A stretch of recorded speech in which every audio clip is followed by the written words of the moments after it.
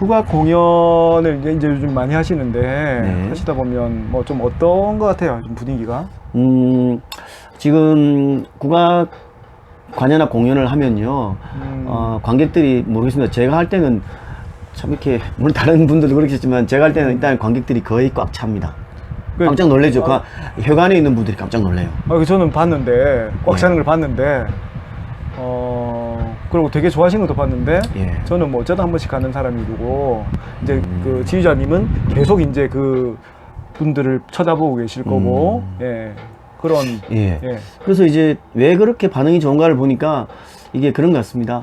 이분들의 눈높이에 맞춰주니까 좋은 것 같아요. 지금 우리 시민들이 듣고 싶어하는 음악, 그리고 또 장작 음악들을 또 적절하게 잘 섞어서 클로스오버해서 때로는 소개하기도 하고, 때로는 바이올린과 해금을 비교하기도 하고, 때로는 첼로와 아쟁을 비교하기도 하고, 그러면서 같이 섞어서 관객들한테 재밌는 음악들을 선사하니까, 심지어는 가요, 트로트, 그리고 가곡, 전통음악, 다양한 장르를 관객의 눈높이에 맞게 연주하니까 관객들이 어느 정도냐면 때로는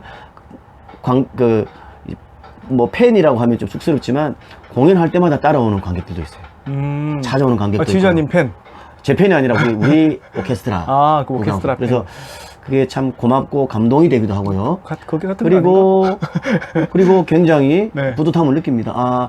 이 지금 시대에 맞는 이 음악을 때로는 해야 된다. 그래서 우리 국악이 보면은 참 이게 수천 년 동안 이어져 오고 있지 않습니까? 저는 그렇게 생각합니다. 국악은 변해왔거든요. 네네. 삼국시대 때 음악이 고려시대 때는 고려시대 때 음악으로 싹 바뀌기도 하고요. 고려시대 때 음악이 연주되는 것이 이제 조선에 들어오면서 조선시대 음악으로 바뀌기도 하고, 조선 전기 때 음악이 후기 때는 또 바뀌기도 하면서 오늘날의 음악으로 살아남지 않았느냐. 맞아요. 그러면 지금 네, 시대에 고려시대 때 음악만 붙들고 있을 것이 아니라, 네. 조선시대 때 음악만 붙들고 있을 것이 아니라, 네, 네. 오해하면 안 됩니다. 그것도 좋지만, 오해받기 딱 좋은 음악이면 지금 멘트를 하고 있는데요. 조선시대 음악도 좋지만, 네, 네.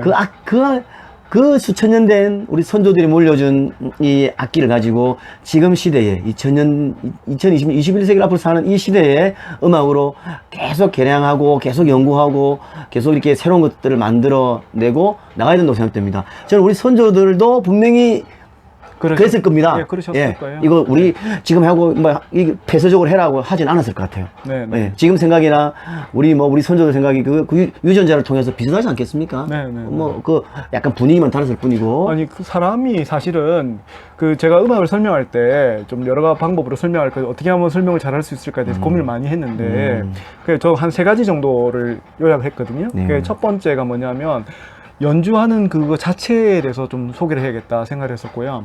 그 다음에 두 번째는 뭐냐면 이론 중심으로 이거는 어떤 악보에서 어떻게 나와 있고 그 다음에 악보에서 얘기하는 그 중심으로 그 다음에 세 번째 얘기가 뭐냐면 그 사회의 분위기 혹은 맥락이라고 하는데요. 그 컨텍스트란 말을 좀 잘 쓰는데 그 맥락을 중심으로 해서 지금 예를 들어서 우리나라가 이제 2020년에 지금 2020년에 우리나라 이때의 여러 분위기 나와 있는 음악 문화가 무언가 사실은 그 제가 이제 국악을 잘 모르는 사람으로서 얘기를 하자면 문외한으로서 얘기하자면 실제로는 그런 음악들도 다 포괄할 수 있는 음악이 정말 국악이 되었으면 물론 정악이나 민속악을 포기하라는 건 아니고요. 그건 그대로 발전시켜 나가고 그 사이에 다른 음악들도 좀 이렇게 맞습니다. 품을 네. 수 있는 맞습니다. 컨텍스트적인 그 그래서 상황에서 품을 수 있으면 좋지 않을까. 그래서 네. 이제 우리가 자칫 잘못하면 이제 오해가 될 수 있지만 그래도 이제 용기를 내서 말하겠습니다. 지휘자님 말씀하시면 좀 뭐냐면 거북하실 것 같아요, 제가. 네, 잘했습니다. 그러니까 뭐냐면 지금 이제 어떤 무용이라든 전통 무용이라든 전통음악에서 일부 이제 이거는 그 시대에 했던 거다. 그래서 재현한다.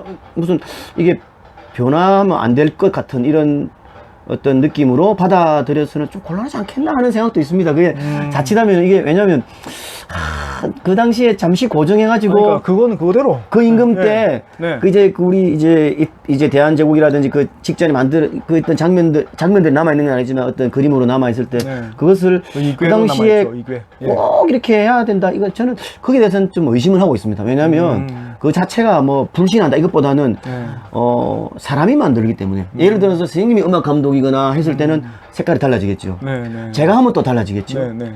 마찬가지입니다. 그 당시도 그러지 않았겠느냐. 네. 그렇다면 큰 어떤 틀에서 음악의 형식들은 바뀌어도 된다라고 했을 때 지금 현재 이 시대에 사는 우리들은 전통은 전통대로 지키되 지금 이 물려받은 이 악기들을 가지고 정말 다양한 악기들을 가지고 섞어서 이렇게 연주하고 하는 것은 이 전통음악이 마땅히 해야 될 일이다. 어떤 사람은 국악을 퓨전하면 왜 전통 안 하고 국악 퓨전하냐 이렇게 비판하는 사람도 있어요. 그렇겠죠. 옛날에는 많았고 지금은 네.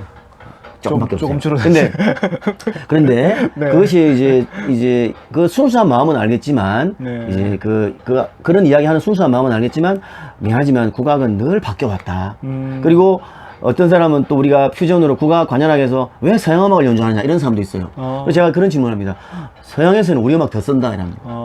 서양 합창단이 서양 오케스트라 우리 아리랑 연주하는 거 똑같은 거죠. 우리가 외국의 음악들을 비틀즈의 음악을 연주하기도 하고 뭐 여러 베토벤 음악을 하기도 하거든요. 그래서 이런 것들을 나쁘게 볼 필요 없다. 서로 때로는 서로 교차하기도 하고. 아니, 앞으로 우리나라가 지금 음악 문화가 그래요. 네. 사실은 지금 주변에 있는 음악 문화가. 그렇죠. 그래서 네. 앞으로 그 통일되면 어떻게 하죠? 북한의 국악과 우리나라의 지금 남한의 국악은 완전히 다른데. 네, 네. 그래서 그럼 배척만 하면 안 되거든요. 그래서 열린 자세로 우리 음악인들이 계속 다가가고 일본의 음악과 소통하고 중국의 음악과 소통하고 유럽의 음악과 소통하고 지금 우리는 인도 음악은 맛도 못 봤어요. 우리나라에서는요. 인도 음악 무궁무진하거든요. 네, 네. 이런 음악들과 계속 우리가 뭐 적당하게 소통하면서 우리 음악을 살찌워 나가야 된다. 아시아 음악에서도 독보적인 한국의 음악이 되기 위해서는 열린 자세로 받아들여야 된다. 이 검은고가 우리 악기가 아니었어요. 고구려 때 받아들이는 악기예요. 네. 그것을 선조들이 받아들이잖아요. 그래서 우리 걸로 만들면 돼요. 그래서 앞으로 우리나라가 뭐 1년만 몇 년 뒤에 끝날 나라가 아니기 때문에 수만 년 계속 이어져야 될 우리 대한민국이기 때문에 열린 자세로 음악도 접근하고 받아들이는 이런 자세가 더 필요하지 않겠느냐 하는 것이 긍정. 저희 예. 생각입니다. 동의. 네.